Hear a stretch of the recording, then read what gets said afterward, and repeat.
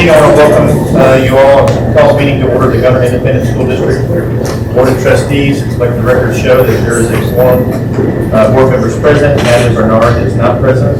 Furthermore, let the record show that this meeting has been duly posted in accordance with the Texas Open Meeting Act, Texas Government Code Chapter 551. Now we'll do the Pledge of Allegiance. The flag is actually outside, so we'll just stand and face that. Pledge allegiance to the flag of the United States of America, and to the republic for which it stands, one nation, under God, indivisible, with liberty and justice for all. Thank you.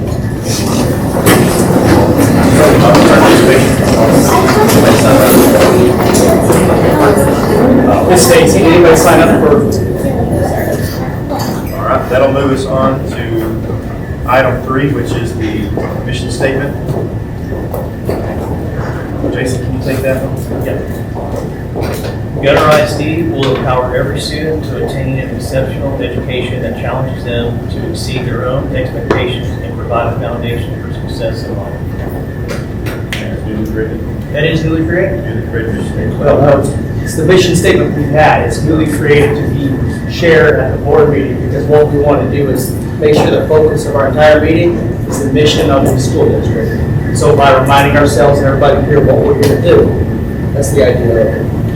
Thank you. That's on, of course. Item 5 is the superintendent report.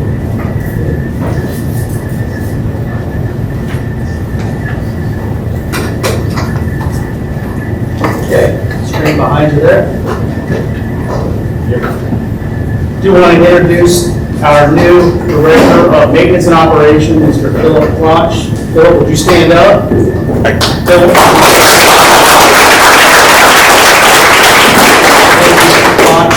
He's coming to us from Salina. We are very excited because today he started, he hit the ground running, and we are just extremely excited about the deferred maintenance getting taken care of in the district. We doubled the size of our maintenance department today with the addition of Philip. We are very, very excited about taking care of our facilities, because I truly believe the way our facilities look is a reflection of how we act. And so you'll start to see us slowly taking care of some of the maintenance that we've had to defer over the last several years. And my next update is the written public comment, Senate Bill 12. I want everybody to know that we have a place on our website under the school board where the public can put written public comments in, so they don't have to come to the board meeting to address the board. And so at the beginning of the board meetings, I will make sure everybody has a copy of that, and we'll state the person who submitted the public comment. We will begin a strategic plan with Gallagher. The board will need to pick a date. We'll pick it later tonight in October, either the week of the 20th, that'd be the 22nd, the Wednesday, or the 27th or the 29th of October. We need to have a 3-hour tour workshop so we can start the important work of strategic planning.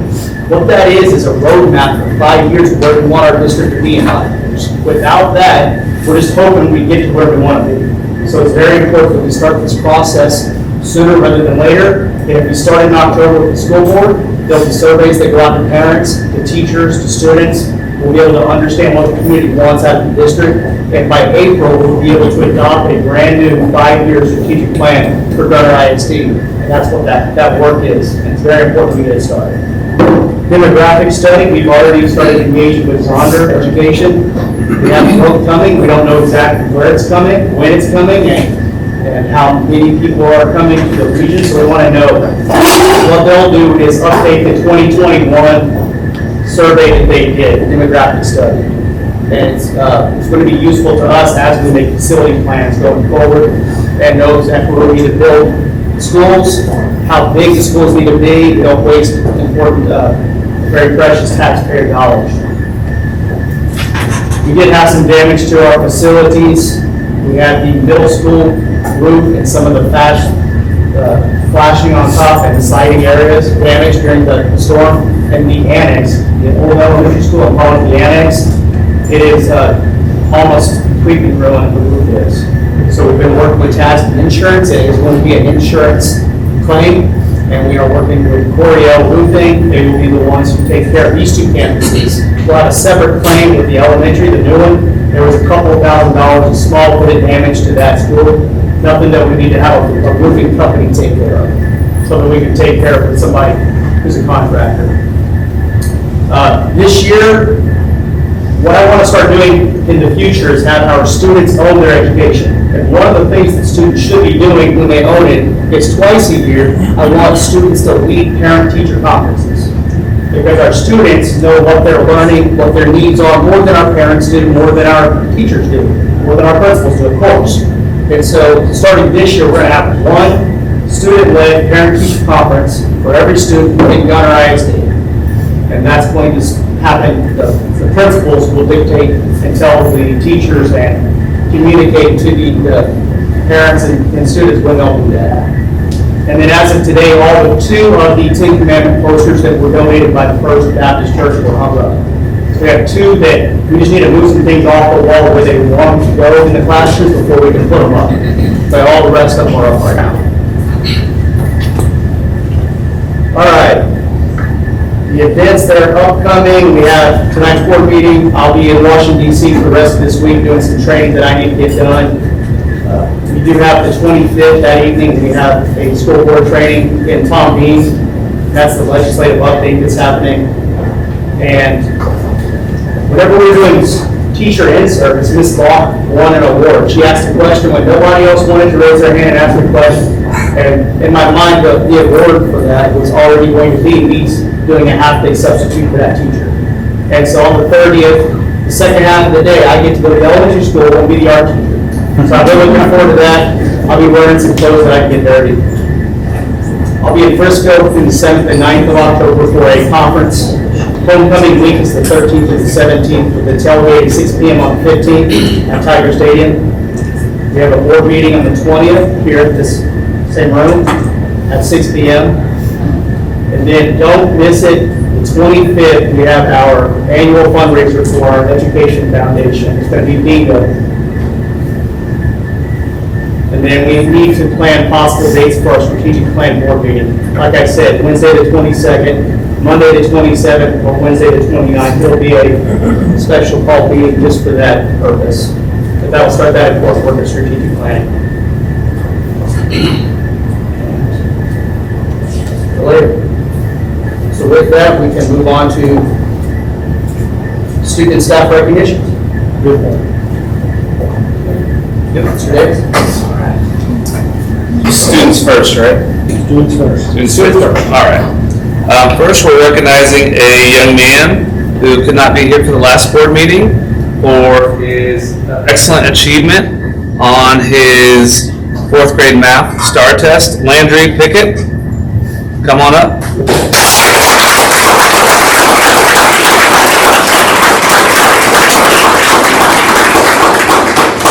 Congrats. Landry achieved a perfect score, which is pretty rare. It's not designed for perfection, it's designed to measure growth, but Landry showed exceptional grit and hard work to achieve this feat. Excellent.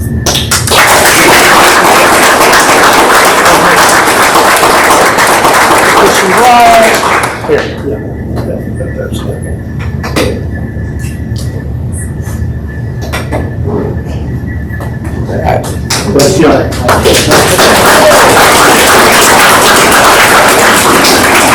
Next, the elementary would like to recognize our August Student of the Month winners.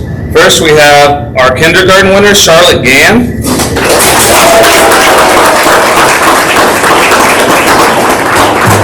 Charlotte is our kindergarten student of the month. She has entered kindergarten with enthusiasm and has truly excelled. Charlotte is a wonderful role model for her peers. She's always ready to learn, always listening, and is consistently kind and helpful to both her classmates and Mrs. Vest. Charlotte always has a smile and positive attitude. She is a friend to everyone and a true joy to have in class. Miss Vest is so proud of her, and so am I.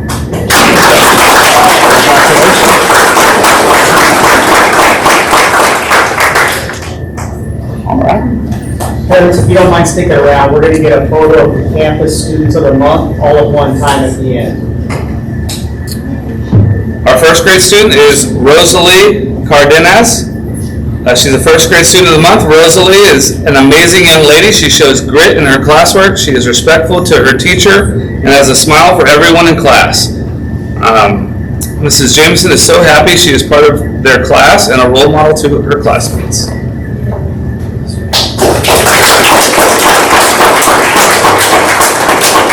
Second grade, Easton Byerly. Easton comes into class each morning with a smile. He enjoys working hard and helping his classmates and teacher. Easton is a good friend. He is always kind, inclusive, and encouraging to his classmates. He is our second grade student of the month. Way to go, Easton.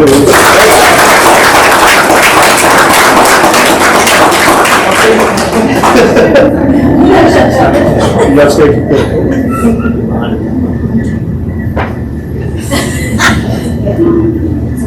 There we go. Should be out of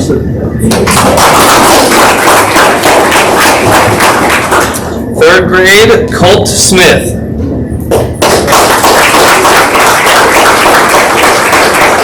We are proud and excited to recognize Colt Smith as our third grade student of the month. He is an incredible example of what it means to work hard and never give up. No matter the challenge, whether it's a tricky math problem or an injured arm that slows him down a little, he shows grit by pushing through with determination and a positive attitude. He doesn't complain or quit when things get hard. Instead, he digs in, keeps trying, and inspires his classmates to do the same. His effort, perseverance, and strong work ethic make him a role model in our classroom, and we're so proud to celebrate his success.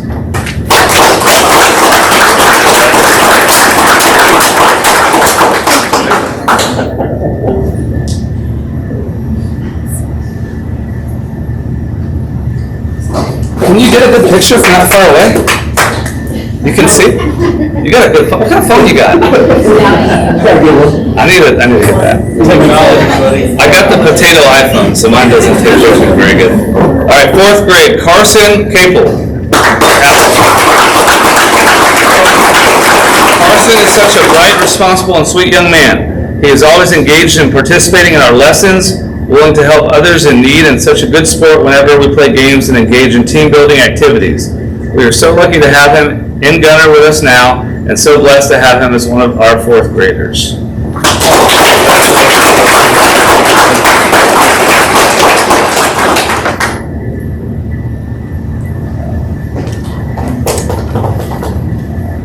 All right, last but not least, we have Wyatt Scott.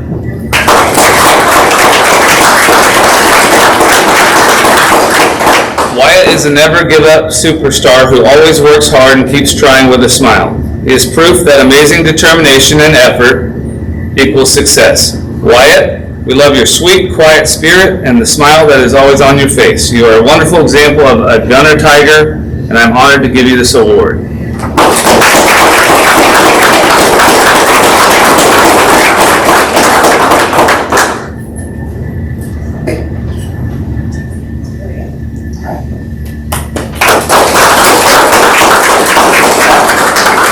Okay, get all the students to come back up. All the students will come back up for a picture.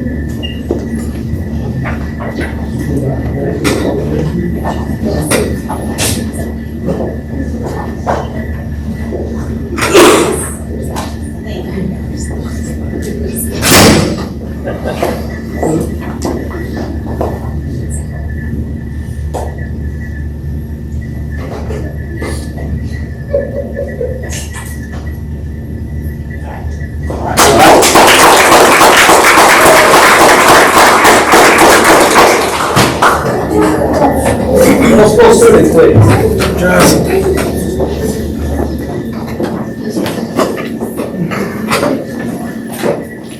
So I'll go ahead and have Cora and Landon come on up.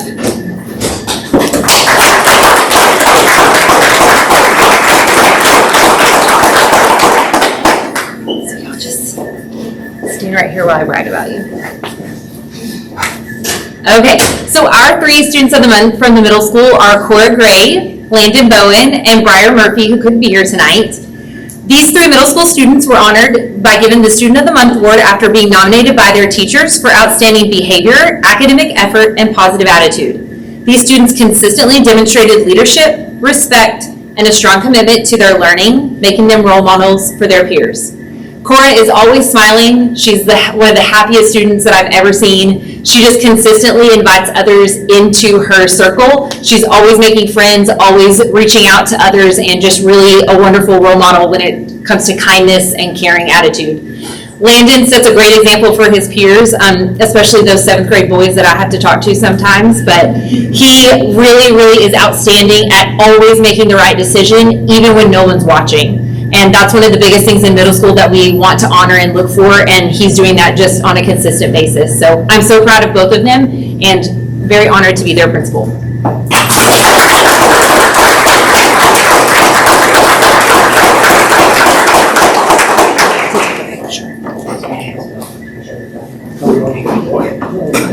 Who's coming? Do the principal first. Go ahead. Go ahead.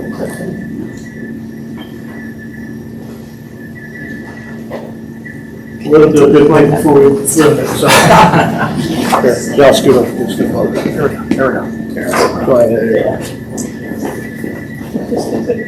This doesn't improve.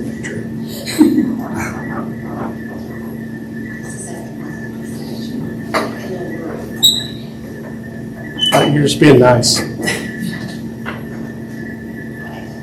Congratulations.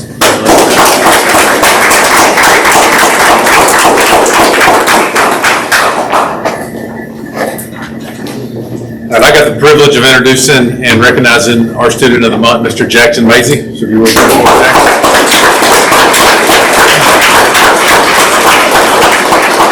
You've probably heard me talk about in the past when we look at our coursework and the rigorous demands that we set with our AP courses. And I always try to direct kids, if you want the challenge, you want the push, take our AP courses. Dual credit offers that as well, but a lot of times when our AP courses are taught to the level they should be, our kids are really pushed. So we had a bunch of kids take the AP Lang and Lit and our physics test, but Jackson was the only one. We had a bunch pass one or the other, but we didn't have but one that passed both. And Jackson passed both the AP physics exam and the AP Lang exam. So that's very difficult. That's not only a reflection of his intelligence, but also his determination, his willingness to put the work in. So with that, it is my honor to introduce Jackson Mazie.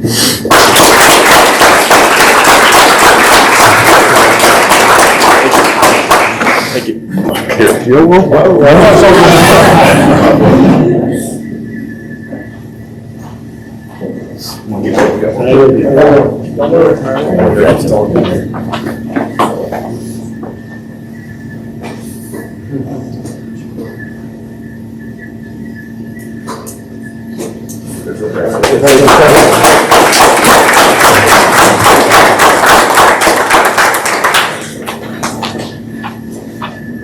Okay. We started a big impact award this year for staff members who go above and beyond, and it's very difficult to choose just a few because so many of our staff members here at Gunner ISD go above and beyond. They work tirelessly to make sure our students get what they need every day. They help each other out. They're kind and caring. They have a smile even if they're exhausted and they work really long hours. And so our principals are looking for people on their campuses that they can monthly give a big impact award to. So the big impact award we'll be giving this year for our staff comes with $100,000 because we like to give the teachers $100,000 because that's what they're worth. I say teachers because that's a loose term. But the staff member $100,000. And so you're getting $100,000 bar. I know it's not really $100,000, but it works out to us. And the sayings that wrapped up, Stacy, thank you for putting this together for us. The sayings that we've decided on is your impact is worth a fortune. Thank you for making a big impact on the students and the staff at Gunner ISD. And then there's two quotes here. The first one's by Stephen Cuddy. What you do has a far greater impact than what you say. And the second one on the back side is meant to be more funny, but it's so impactful and it's true. If you think you're too small to have an impact, try going to bed with a mosquito. I need a rock. So yes, even if you don't think they're having a big impact collectively, day in and day out, it's a long school year, little things over time make a big impact. And so on behalf of the administration, thank you to all of our staff members for what they do, but specifically we have some recognition tonight. And so we'll start with the high school.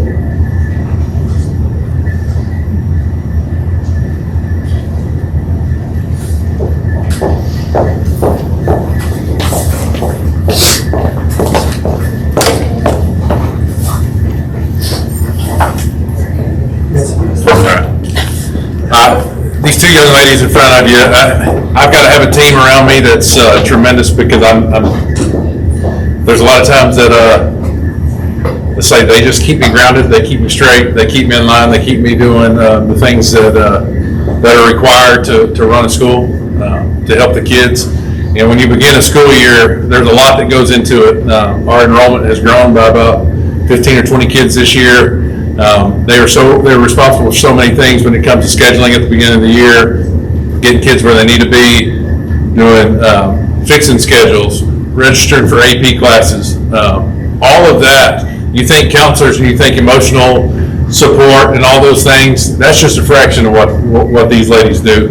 And I couldn't do what I do without them. And so Miss Katie Johnson and Miss Mandy Biros, my two counselors at the high school, they are our Impact staff members of the month.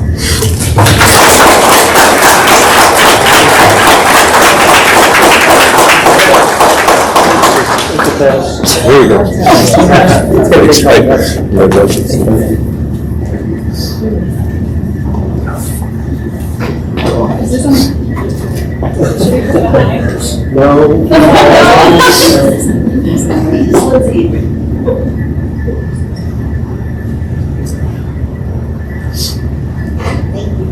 Thank you.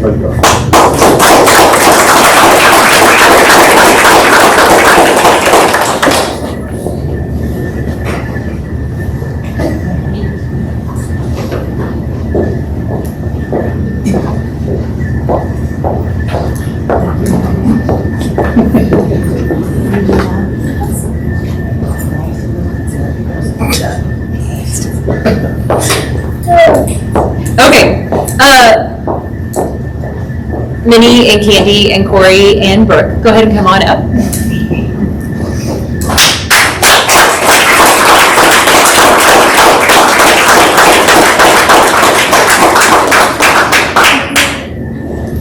So this is our Gunner Middle School Special Education team. Corey Ragsdale, Candy Lindbergh, Minnie Smith, and Brooke Medlock.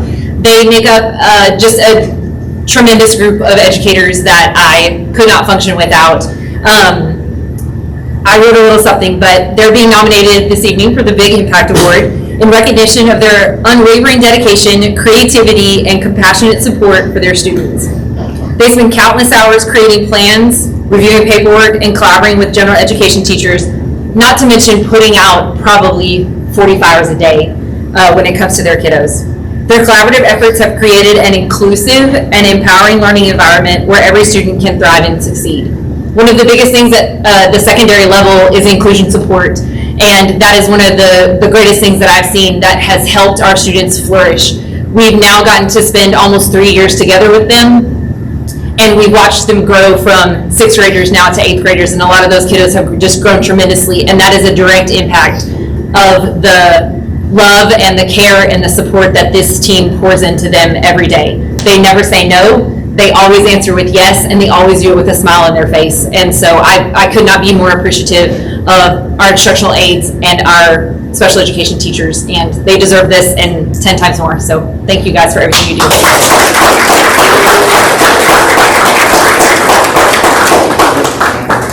Corey,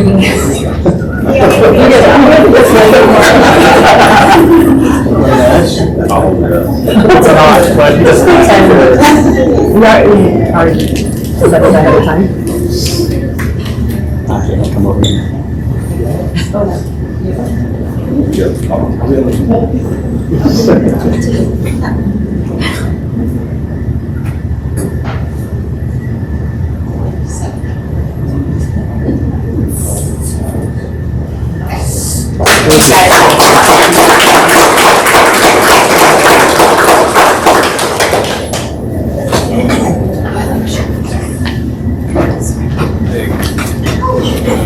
All right.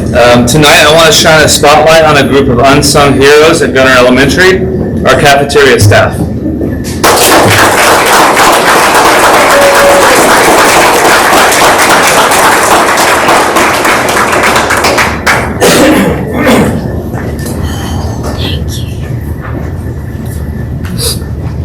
Every single day, they make sure our littlest tigers have at least 2 square meals a day. Thank you. They do it with kindness, consistency, and care. They are often the first smiling faces our students see in the morning, and they keep everyone fueled to learn and grow throughout the day. I can tell you personally, they even take care of me, especially on steak finger and mashed potato day. Please join me in recognizing Lindsay Weir, Michelle Clemens, Kat Clemens, Kariana Hawker, and Lauren Rogers.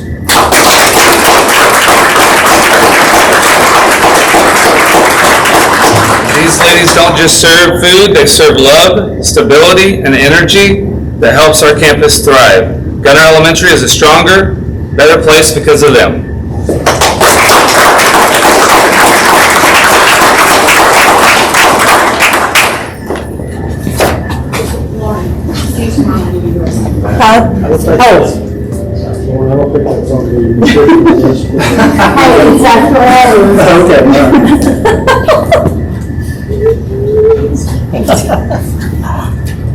Wait a minute. Okay, I'm gonna turn like this.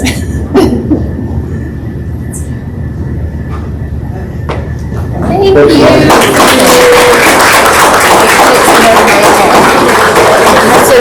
So I'm still good.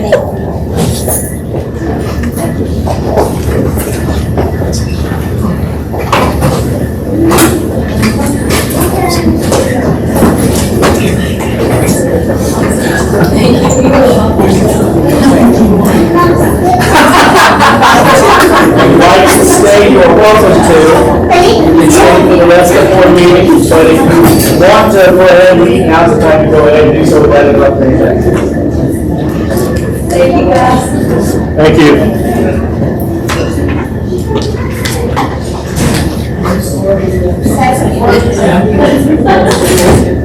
With that, we'll move on to item 5B, which is the monthly financial report.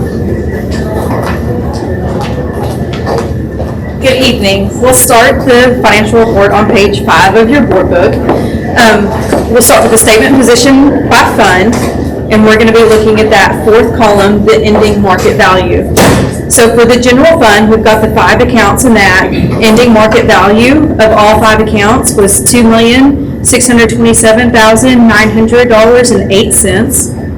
In that middle section, we have our interest and seeking funds, the 2 accounts, one at Lamar and one at Techstar, with the ending market value of $2,311,464.12.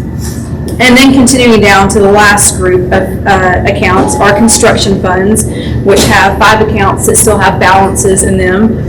The ending market value for those 5 accounts is $16,051,062.29 for a total of all of our accounts of $20,990,426.49. On page 6, it's our inventory of investments. So it's the accounts that were just listed on the previous page but have that higher interest rate. The ending market value for all of those accounts is $19 million at the very bottom, $19,740,522.71. Next, we'll go over to page 7 with our property tax collection analysis. We'll be looking at the 3rd column, the actual year-to-date collections. For our general fund, the top 3 the top 3 in the section. For our general fund, we have our current year, prior year, and other tax revenue, a total of collections $100,259. The next section is our debt service, our INS fund, of the current year, prior year, and other tax revenue collections of our debt service for a total collections of $212,498. Next, on page 8, we'll go into our budget summary. That 3rd column is what we're going to be looking at here, the year-to-date actual for our revenues and expenditures. The top portion is for our revenues.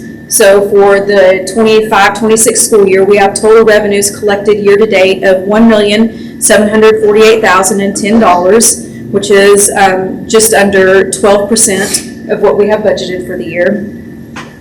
For the next section for our expenditures, All the way down to the bottom, the total expenditures, $1,735,574, which is around 16% of our budgeted expenditures for the year. On the next page, it goes into our debt service summary for the year. Our year-to-date actual for our revenues is $240,007, and our expenditures of $2,657,541.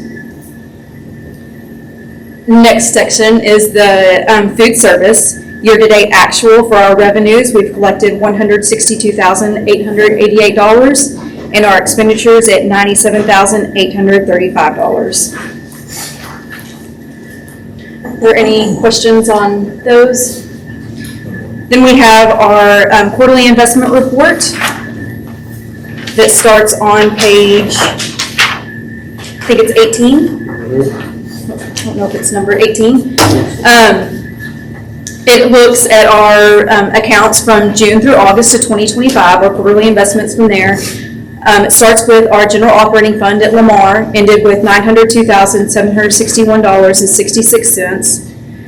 We have our interest and sinking fund at Lamar, ended with $160,787.25. Our construction fund of 691, our original bond, has a balance of $8,311.16. On the next page, our Lamar General Operating Investment Account ended with a balance of $1,537,902.81. The Lamar Workers' Comp account ended with $131,539.05. Our school fund activity account ended with $54,815.82. On the next page, we have our 2022 bond at Lamar, ended with $703,035.07.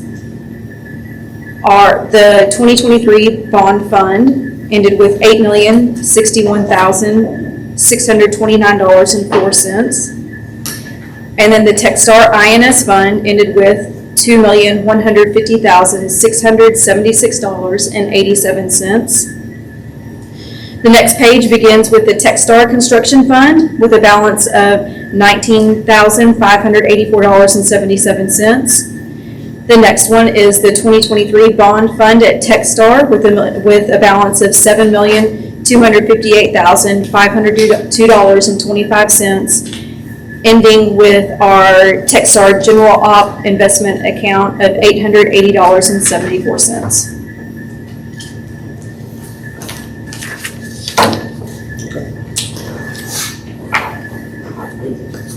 Thank you. That's it. Appreciate you. That's about these communications. All right, so enrollment, if you go to page 22, you'll see that we have added what was requested last month to your report, so you can see what we based our budget off of. See on the bottom there, we based the budget off of 1,150 students with the average daily attendance of 93%, which means the refined ADA for the budgeting purposes is 1,072 students. Right now, the current student population is 1,155, well above what we planned. You see the breakdown for September. The elementary school has 489 students, middle school has 281 students, and our high school is at 385 students. Remember, the last Friday in October is snapshot day for UIL purposes. Next, we have our construction update. It's on page 23. We still need to work on getting the shades for our courtyard. We also need playground equipment. We added extra playground equipment because it just wasn't enough for the students. So we're going to start construction this week on the third, fourth, fifth grade playground. After it's completed, then we'll move over to the little playground. And we will add some handicap equipment there for our life skills students as well. We're excited about that. We'll get some signs up over there, some signs for some door lock issues we have. We're almost done at the elementary school. The middle school, we thought we were done with the gymnasium, but I have the construction company working with the architect to redesign. The entry into it goes through a restroom, and it just didn't make any sense, so I'm working with the architect to have them redesign it and make an airport-esque entrance, and we'll have to relocate the water fountains into the gym. The only problem I see with that is the leak is a problem, but we're gonna get some industrial rubber underneath it, and I think it's still the best option, so not everybody has to walk through a restroom to get into the gym. It solves that problem. There was some water damage to the court already, the gym, and they came in and started that today. They should finish with it by October 22nd. The threshold wasn't put in the right way apparently, and water came in with that storm and well before it and damaged that pretty good. So they're working on that currently, and they're also redoing the stanchion holes because they put them in for the volleyball. The one for the main net is too wide, and the ones for the practice are too close together. And so they are making all that right, but these things happen. It's easy to build a school, it's hard to get out of it and complete it, right? And so we expect perfection, that's what we're asking of our contractor, all their subcontractors, and of our architects. So we're looking at 84% of the bonded funds expended. Right now, we're about 37.3 million. We had budgeted 44.6, and we still have a contingency of about $500,000. And the construction company has a contingency of about $200,000 still left. So we're well under budget, which means we'll be able to do more things with the district when this is done. But we want to make sure we finish where we're at before we start the next projects. I want to make sure these are done and completed, and we're happy with the projects before we go in with the same general contractors and the same architects and start something new. Okay, principal reports. Josh?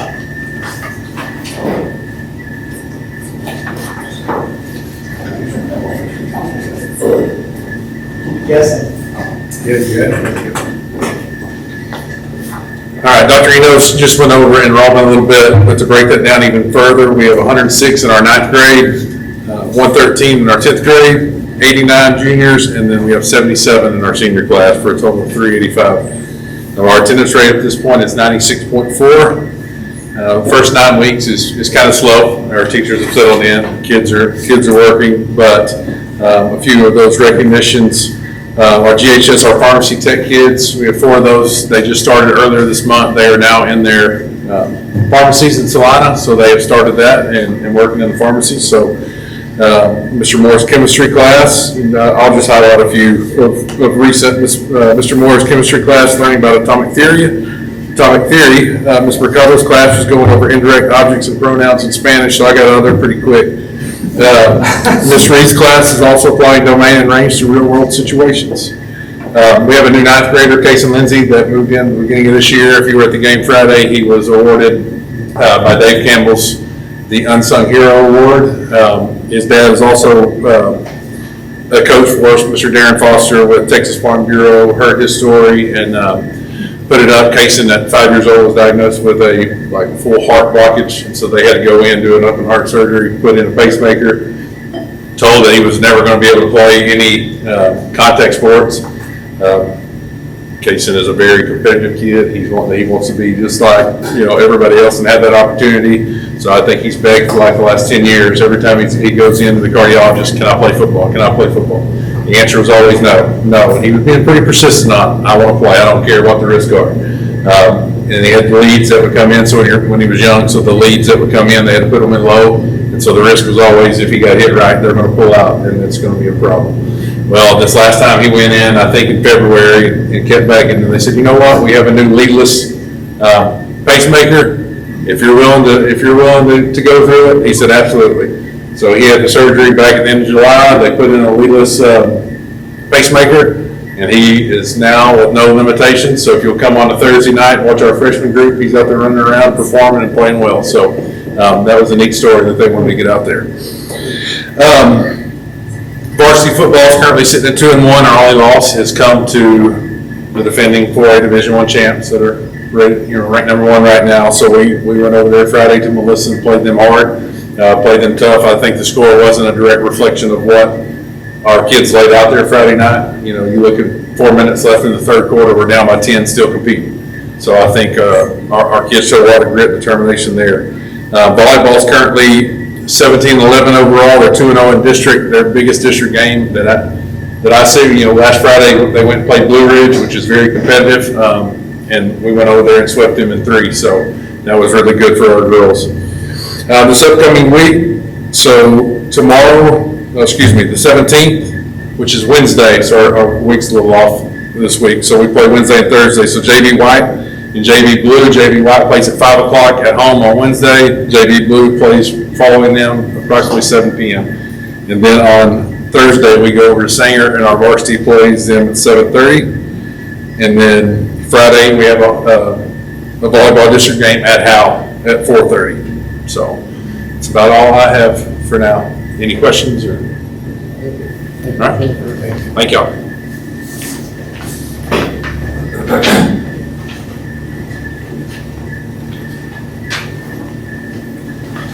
Okay, so just by September board report, our enrollment, we're having a new kid start tomorrow, so we'll be up to 282 starting tomorrow. Our attendance rate's about 97.1 right now, so they're doing really good getting to school.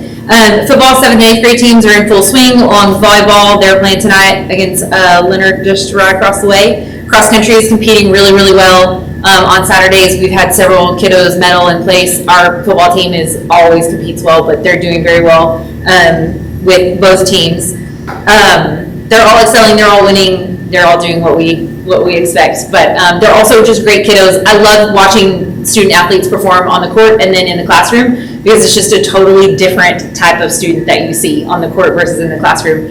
I see the most quiet girls that never talk in class and are super shy and just are a beast on the court. So it's just really fun to watch. The middle school band came out and supported Tiger football. That was really fun to see. They're hoping to do that more often at the home games. So they just played pep music in the stands, and it was such a great addition. I had several football bullies throughout the day before we even got there that night that had stopped me in the hall and said, "Ms. Quash, do you know the band's playing for us tonight?" So they do think it's all about them, but it was really cute, and they were just very excited about it. So I loved that addition. Lots of learning was going on after that 4-day weekend. We had 6th graders learning about substances and mixtures in Miss Morrison's science class, and then Miss Holsey had a scavenger hunt, a math scavenger hunt going on around the building. So just lots of getting up and learning and traveling throughout the building. Our 6th graders are kicking off a kindness club, so they wanted to do something a little bit different with our Tiger Time homerooms, since they have an advisory class where they can focus on Edmonton with that extension and enrichment. They wanted to do something different with Tiger Time, so they started a kindness club where they're just doing random acts of kindness around the campus. So they created bookmarks for the library that have like nice things that say it, to different kids, so kids can pick those up, or they'll just randomly find them in books. They also did a bunch of posters a couple weeks ago for the cafeteria staff, just thanking them for their service. So just some random acts that are just brightening. They put sticky notes all over the lockers, so just some real sweet stuff that they're doing. Our STC class, if y'all have not been over to see Mr. Small and see the STC class, it's just an awesome thing. They're out in the community a whole lot. He loves community-based learning. So they're out at the donut shop and learning how to buy donuts. They're at Dollar Tree or Dollar General doing budget and learning how to grocery shop. Then they grocery shop and they come back here and they cook. So they use the air fryer. We had a little incident with bacon last year, so no more bacon. But they are doing air fryer stuff. They're doing Rice Krispie treats, and we always get some goodies in the office. So it's a wonderful thing to see. Their soda, coffee, tea carts, they're doing that again this year. It's their business that they do. So if you haven't gotten to see him in action, he's a great one to come watch, and just a great guy, a great teacher. They went to the Gator Farm too. Sorry I missed that. That was awesome as well. So just really fun things going on. Yeah, that's all I got. Thank you. I have a question real fast. Walk away. Can you tell us about the chessboard? Oh yeah, sure. So Miss Hull's husband created a chessboard for the library. It's beautiful, like it's unreal. You guys know he's an amazing woodworker. But he created a chessboard, and it stores books at the bottom, checkers the kids can play, and it's really beautiful. And so she has that in the library now. And then she's doing a blind date with a book, and so they're all wrapped, and kids get to, pick a blind date with a book. And so they unwrap it, and she gets to have those conversations about literature with the kids, so. It's awesome. Thank you. All right, for the elementary update, I've got a few pieces of paper that you can reference during this. First, our attendance at the elementary on the year is 96.96%, which is great, up from last year. I also included on that page the class sizes for each grade level. I just want to thank you guys again for your commitment to keeping class sizes low. I wanted to keep you updated on that monthly in terms of with having transfers, kind of where are we at in terms of class size. This is well below what you're seeing across the state, so thank you for that. A lot of the things I would normally talk about, I believe Dr. Enos has been sharing in the weekly board reports, which is fantastic. So I'm going to talk about a couple other things today. A couple of shout outs I'd like to give in terms of this year, some new things. Shout out to Sharon Bond, our 5th grade science teacher. She spent a whole day setting up the lab. That's a brand new thing for us. We did not have something like that at the old school, and the grades have been getting in there and kind of getting their hands dirty and doing experiments, so that's been fantastic. Also, shout out to Mrs. Locke for what she's been doing with our art program. That's something that's been missing for years, and it's really reaching a number of our kids. Dr. Enos, you may get to participate in the, I'm not sure what she has planned for you, but you may get to participate in the Christmas card decorating contest. That's something that our kids are going to be doing, as well as a yearbook contest this year in art. The next page you'll see, I talked last time about how we're doing a lot of beginning of year data. The MAP test is kind of the gold standard in our industry for measuring growth. And so what you'll see in front of you here, lots of different ways to break the data apart. But when we sit down, and we'll talk more about House Bill 3 in later meetings, but we talked about the old way of education was kind of teaching towards the middle, but we've learned from research that you really want to pull kids up. And so we really look at our meets and our masters numbers in terms of a measurement for are we being successful. So these numbers here follow a graduating class.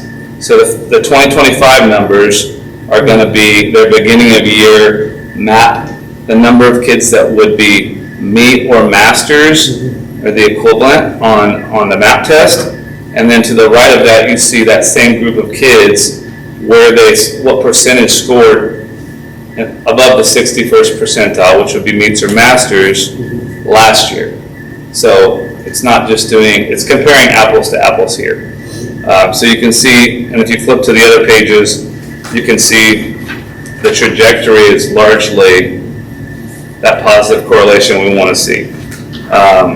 We do have a few dips, so I did have a couple asterisks on 2 of them. Our 4th grade math score is lower, but in 3rd grade, the state allows for the math test to be read to them in part or in whole. So when we administer the math test to 3rd graders, they have it read to them. Same thing for our data for our 3rd grader. Was it 3rd grade?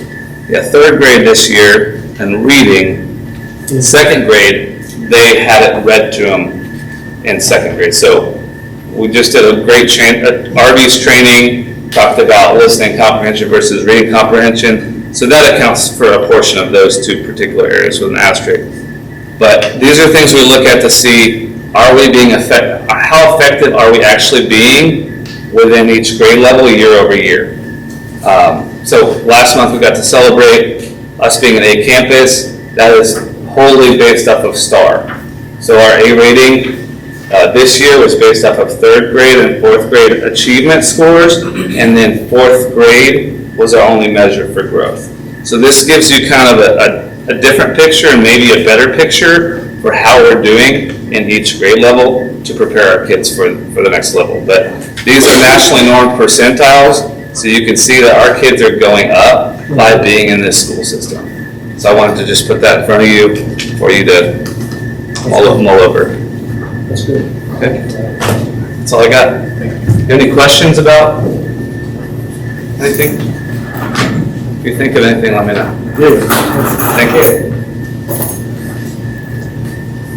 Okay, the next item we have to communicate here is the Gunner ISD Multi-Hazards Emergency Operation Plan from page 24 to 72 of the board book, and the Gunner ISD Active Threat for Schools Annex from page 73 to 93 was submitted to the Texas School Safety Center, and they've accepted it as it is now pending review, but that is submitted and we are fully compliant and we have everything in place. What I am working with Chief to do is look at some of the fencing around areas that I think we can be a little bit more secure with. Also, we want to make sure that we have a reunification plan in place ahead of time. Should anything happen, that's so important. That's what a lot of people miss, and then that's whenever we have an issue that occurs and we don't have our ducks in a row, and we can't get students back to parents quick enough. And so we want to make sure reunification is an item that we discuss throughout this year. Any questions on the EOP or the annex? Okay, that's just a communications item. Next, we have some important dates coming up. You'll look in on your agenda under number 5 there. You'll see that we have the homecoming week, tailgate, I already mentioned both of those. And then we have our October, November, and December board meeting dates listed there. Don't forget, we'll also have our September 25th training at 5 p.m. at Tom Bean for 5 days. And then we do need one date for a 3-hour training so we can start the strategic plan in October. Thank you. Yes, sir. With that, we'll move on to item 7, which is consent agenda. Any discussion on any of the items? Any items pulled? Any discussion? Does it need to be pulled? One item needs to be pulled. We have, That's item E. yes, sir. All right, so we will pull item E.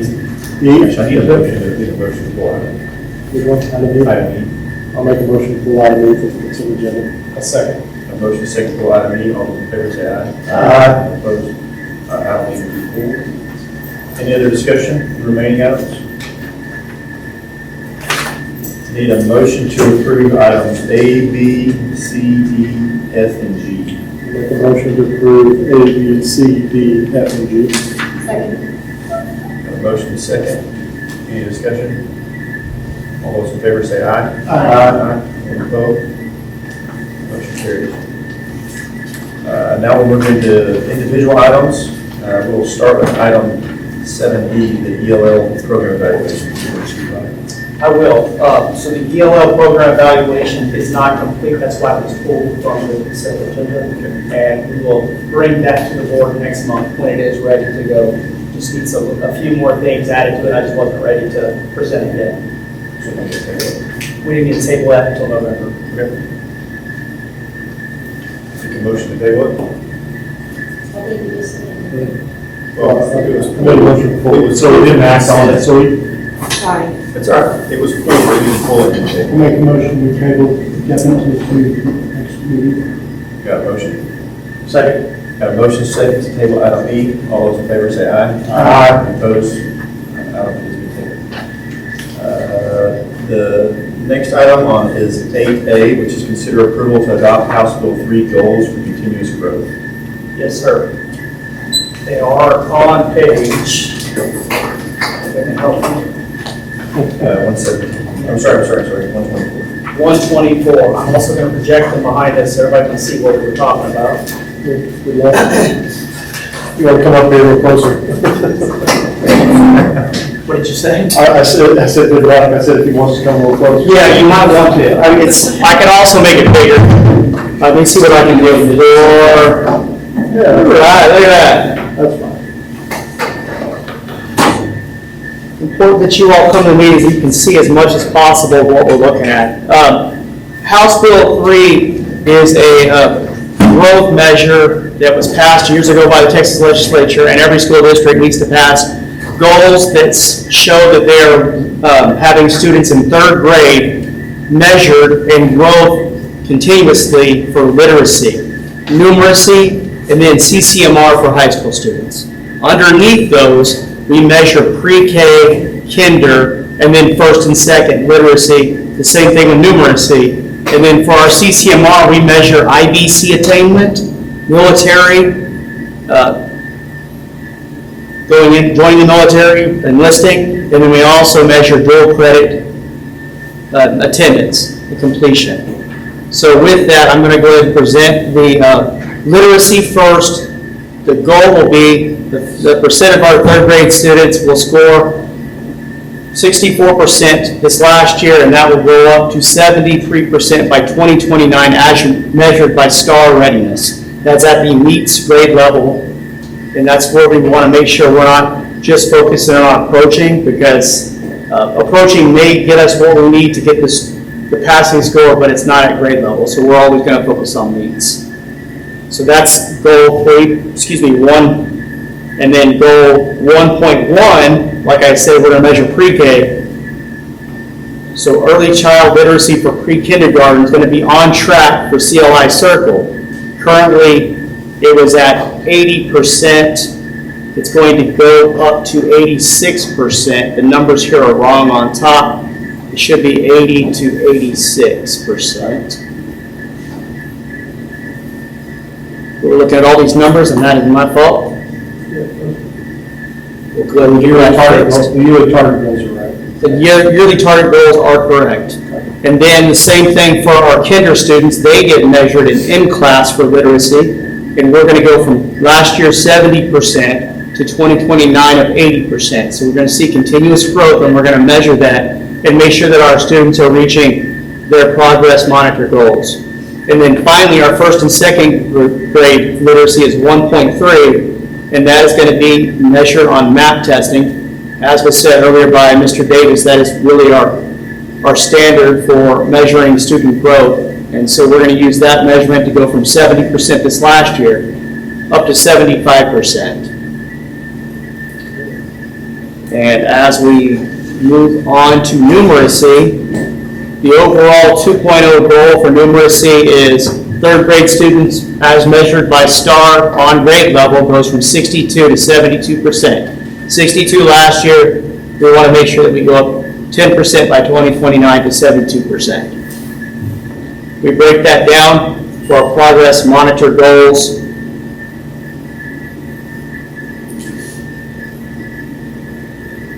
You'll see here, let me make that a little bigger for everybody. Whoops. Okay. The circle progress monitor for math will be 85% on track. As of last year, we're going to make sure it goes to 93% by 2029. We're going to use MAP testing for our kindergartner, our first and our second grade. So 2.2 is for kinder. It's going to go from 60% last year to 72% 2029. And for our first and second graders, the 2.3 goal is going to go from 66% last year on MAP to 74%. So you can see some of these are pretty aggressive. Others, we know where we're struggling and we know where we need to get curriculum lined up, so we're kind of more conservative with them, but we are looking for continuous growth year over year, and if we continue doing that, then eventually we'll be where we want to be. And now I can figure out where hold on 1 second. I do not see my tabs on a lot of them. They went away.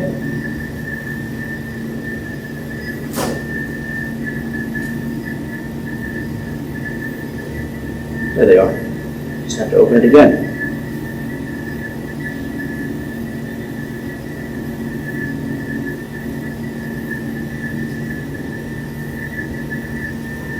Okay, CCMR. This is goal 3. CCMR overall percentage was 84% last year. We want to make sure that continues to improve, and it's very aggressive at 97%. We think we can get to 97% year over year. I don't know past 2029 if that'll go up, but that might be where we cap it. We'll get that by measuring progress in these 3 areas. First one is industry-based certifications. Currently we get 50% of our students get IBCs passed. By 2029, we want that to be at 70%. Our 3.2 goal for CCMR is dual credit. Right now, we have 50% of our students attending classes that are dual credit, we want that to be 65%. And then military, we're at 8% right now. We're not sure with our classes if we could ever get more than 10%. So we kind of feel like the enlistment, there's only so much we can do. We bring in recruiters, we give them the ASVAB, we tell them the benefits of it, but 10% of a class of 80 students is 8 students. It's a lot, and we just don't know if we'll ever get above that, so what we want to do is maintain the 10% goal for that measure. And so we'll try to do what we can to maintain. So those are the House Bill 3 goals. Each one of them have progress measures. Any questions? If there are no questions, I'd ask you to approve those goals as presented.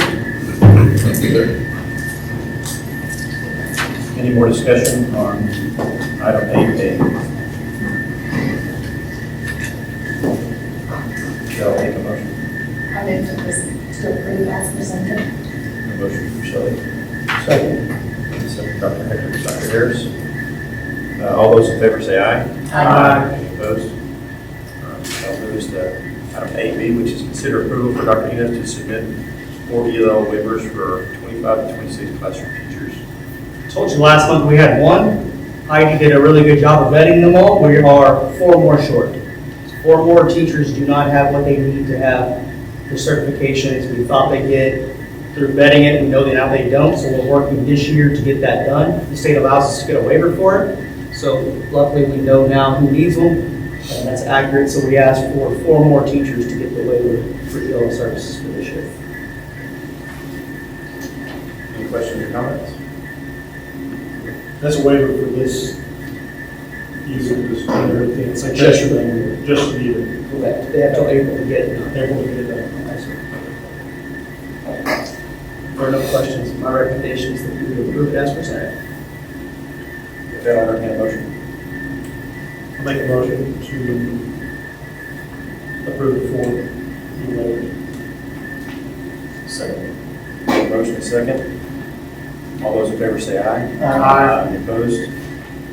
Motion carries. Item 8C is consider approval of the district improvement plan. Okay, this was challenging for me, mainly because we didn't have a lot of what I needed for the comprehensive needs assessment for the district from the previous year. And so what I did was I put the DEIC team to work, and I presented the goals that we had from last year, where I could provide data, I provided data, and then we tweaked the goals from last year. This is not what we'll continue to do starting this year, but for this year, this is what we have to go with. This is kind of the base of it. So we have 5 district goals. The goals each have areas of focus, and then there's performance objectives for each one of them. And that starts on page 130 of your packet. And I will go through just the goals.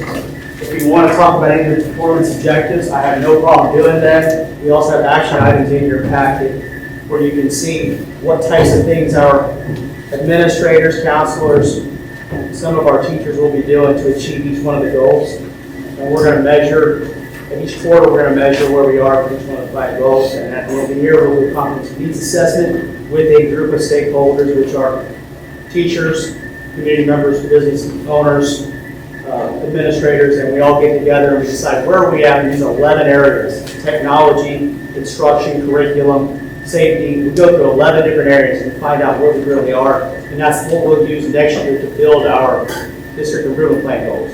So they'll look completely different next year. Okay, so the first district goal is innovative learning. We're going to create an innovative learning environment that empowers our students to become creative and collaborative problem solvers. We're going to do this by focusing on 2 areas. Instructional experience will be designed so they allow our students to take ownership and collaborate with one another, their teachers and their counselors. We're going to also integrate digital tools into the learning environment to promote opportunities for students to utilize problem-solving skills. Second goal deals with future readiness. Students will take ownership and accountability of their education plan. Review and restructure the current opportunities for our school district. Make sure we align with our workforce readiness in the county. That's one that we added that wasn't there. We feel like a lot of our career tech programs may need to be tweaked, and so we're going to be focused this year on where is the workforce solution? Where are they saying the jobs are for our trades in the area? So students that want to do that don't have to leave the area to go get a sustainable living wage. They can stay here, get trained, and live here without even going to college. And then we also want to implement a mentor program that cross-promotes the collaborative learning between all combinations of students, staff, and extended community. Goal 3, we're going to focus on social emotional health. We're going to ensure every member of the Tiger family that they have value and self-worth. The 2 areas of focus will be equipping our students, our teachers, and our parents with resources to promote emotional health and connecting every student to the Tiger family based on their unique interests, their passions, and their abilities. Goal 4 will be building capacity of our students and our staff by cultivating a system that builds the capacity of the staff and students through mentorship and leadership development. This one we tweak quite a bit. We want to make sure we implement a teacher professional development plan with the leadership and mentor opportunities that integrates follow-up with them. So it's not just putting it in place one time. We want to make sure we have progress monitoring along the way, check in. And then we also want to develop a plan to provide and align leadership opportunities for our students, pre-K through 12th grade. First thing we're doing is we have a superintendent advisory committee that's been formed. We'll always start meeting with them in October. And we're going to meet on a monthly basis. And I'll be able to hear from the students what they think they need. These are elected students from every grade level, and it shows them a representative type of government. They elected their members to be on this committee. If they have issues in school, they go to these members. Those members get to be regular, and they feel heard and valued. And then the final goal for the district improvement plan for the year is growth. We want to formulate a master plan that proactively addresses growth while optimizing student performance, community relationships, and core values. Like I keep saying, it's about relationships. If we can focus on that, no matter how big we can get as a district, we're going to always make sure we stay small because we know each other. We want to establish a comprehensive plan to identify potential resources and policies to support growth. And we want to develop a collaborative partnership with other entities that impact our district. We started that already by meeting with the Methodist Hospital Medical Center last week. They're going to work with us to help develop out some more CTE program sites just for them we have, which is pharmacy tech right now. And that program is wonderful, but only 3 students are able to take advantage of the program. So we want to get other CTE programs with a higher percentage of our students being able to participate. Any questions on our district improvement plan? Nice job. A lot of work. It really was more than it looks like because it was just, there was not much to pull from. I have to give credit where credit's due, and that's that improvement, educational improvement committee. We met, it was only 45 minutes, but it was very, very focused on this is what we have, is this good, is it not, what do you want to add? And they worked really well with me and with our administrative team to get exactly what they wanted. They gave me a lot of great questions. Every member of that committee left there with one takeaway, sharing one takeaway with me and 2 questions. And the 2 questions I have from each one are very good. They help us form this as well. Scott, do you have a question, sir? Wasn't the question as much as it was kind of a comment, but, around the CTE and looking at what the skills needed. We talk about Grayson County, but obviously the southwestern part of Great Coast County. So I assume as part of this, we'll look beyond the borders of just Grayson County in terms of what the job, what the skills opportunities are. So it's just one comment. But we've talked about that. We have, and it could look very different if you go into Collin County just because of the explosion of growth there. It could, and those job opportunities are very important as well. It's very germane for us to work with our county on things because they also work with our Grayson College, and we get the best rates through Grayson College, so it's just a natural fit. Not that we shouldn't look at college, it has to be discussed. Any other questions? No questions. I'd ask that you present. We approve our district improvement plan as I presented. I'll make a motion to approve the 2025-2026 district improvement plan as presented. Second. Got a motion and second. All those in favor say aye. Aye. Any opposed? Motion carried. Item 8B, consider approval of the agreement for the purchase of attendance credit in Chapter 48 funding. We discussed this last month. This is more signatures needed. As we're going into this is new for all of us because we are now a property wealthy district and we're asking to purchase attendance credit so we don't have to send as much money back to the state for recapture. As we do this, we're focused on doing things right, and this last month, we turned in the paperwork, and they said, nope, you need to have this approved as well. So we're asking for more things we can approve inside. That's what this is. Entertain a motion. Make a motion. I'll make the motion. We got a motion from Scott, can I have a second? Second. I second from Dr. Harris. All those in favor say aye. Aye. Any opposed? Motion carries. I regretfully ask that we accept the resignation of board member Natalie Bernard. She resigned effective August 15, 2025. If we don't, We don't. can we make her come back? I'm still holding her t-shirt and her. She did a very good job here, so I'd be remiss if I didn't stop and just say, I'm sure she's watching from there in Austin, and thank you very much for all that you did for our board, for our community, for our schools, and our students. We greatly appreciate the time and the effort of Ms. Bernard. I regretfully make a motion to accept her resignation. I have a regretful motion from Scott. Have a second. I have a regretful second. We have a motion and a second. All those in favor say aye. Aye. Any opposed? Motion carries. With that, we will now adjourn into closed session. The board will now adjourn into executive session pursuant to the following section of Texas Open Meeting Act, Texas Government Code Section 551.072 discussing land, 551.074 discussing personnel, and 551.076 discussing safety at the time of 7:12. And we want to pass. Where are we?